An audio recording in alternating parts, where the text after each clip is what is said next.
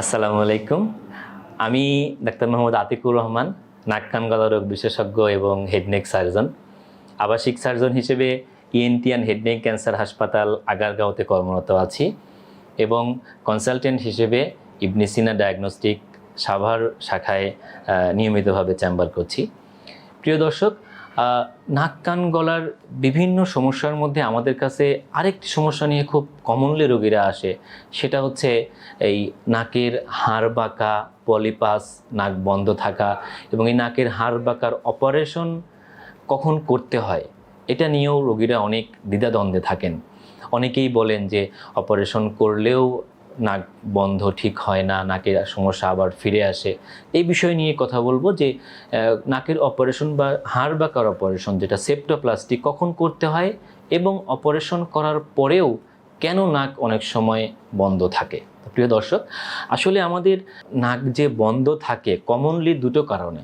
একটি হচ্ছে নাকের যদি হাড় বাঁকা থাকে, আমাদের নাকের মাঝখানে হাড় থাকে, নেজাল সেপ্টাম থাকে যেটা দুই পাশকে ডিভাইড করে, আলাদা করে। এটা যদি কোনো এক পাশে বেশি বেঁকে যায় তখন আমাদের ওই পাশের নাকটা বন্ধ থাকে অধিকাংশ সময়ই। এবং এছাড়াও যাদের অ্যালার্জির প্রবলেম থাকে, ঠান্ডা, সামান্য ঠান্ডা, ধুলোবালি নাকে গেলেই হাঁচি শুরু হয়ে যায়, নাক দিয়ে পানি পড়ে, মাথা ঝিমঝিম করে, কষ্ট হয়, এটা আমরা অ্যালার্জিক রাইনাইটিস বলি। মূলত এই হাড় বাঁকা, অ্যালার্জিক রাইনাইটিস, এই দুই কারণে আমাদের খুব কমনলি নাক বন্ধ থাকে। তো যাদের এই নাকের হাড় বাঁকা থাকে তাদের ক্ষেত্রে অপারেশন করলে নাক দিয়ে শ্বাস প্রশ্বাসটা স্বাভাবিক হয়, সে অনেক ভালো থাকে এবং সাধারণত আর কোনো প্রবলেম হয় না। কিন্তু যাদের ক্ষেত্রে নাকের হাড় বাঁকা পাশাপাশি নাকে অ্যালার্জির প্রবলেম থাকে এদের ক্ষেত্রেই সমস্যাটা হয়। এদের ক্ষেত্রে দেখা যায় যে নাকের হাড় বাঁকার অপারেশন করার পরে নাক দিয়ে শ্বাস প্রশ্বাসটা অনেক স্বাভাবিক হয়, কিন্তু অপারেশন করার ফলে কিন্তু কখনোই আপনার নাকের অ্যালার্জিক রাইনাইটিস এটা কিন্তু ঠিক হবে না। এটাকে আপনাকে ওষুধ খেয়ে নিয়মকানুন মেনে চলে ভালো থাকতে হবে। তো কাজেই আপনাদের যাদের ক্ষেত্রে এই দুই সমস্যা একসঙ্গে আছে তারা অবশ্যই এবং আপনার বিশেষজ্ঞ চিকিৎসক যাকে দেখাবেন সে অবশ্যই আপনাকে এই বিষয়টি ক্লিয়ার করে নেবে।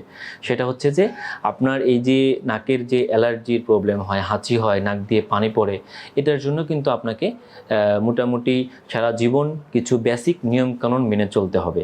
যেমন আপনি ঠান্ডা ধুলাবালি অ্যাভয়েড করবেন, ফ্রিজের ঠান্ডা পানি, আইসক্রিম, কোল্ড ড্রিঙ্কস এগুলো খাবেন না, সবসময় মাস্ক ইউজ করবেন এবং কিছু নাকের স্প্রে, স্টেরয়েড স্প্রে এবং কিছু ওষুধ আপনাকে রেগুলার খেলে আপনি দেখা যাবে আপনার নাক হাঁচি হওয়া, নাক দিয়ে পানি পড়া এই সমস্যাটা আপনার হবে না বা খুবই কম হবে।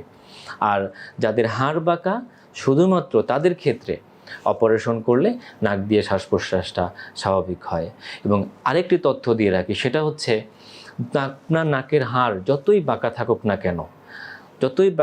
না কেন আপনি যদি নাক দিয়ে ঠিকমতো শ্বাস নিতে পারেন, আপনার নাক যদি বন্ধ না থাকে বা যে সামান্য বন্ধ থাকে বা ঠান্ডা লাগলে সামান্য বন্ধ থাকে, অন্য সময় কোনো প্রবলেম নেই, আপনি নাক দিয়ে স্বাভাবিক শ্বাস নিতে পাচ্ছেন, তাহলে আপনার এই নাকের হাড় বাঁকা বা সেপ্টোপ্লাস্টি অপারেশনের কোনো প্রয়োজন নেই।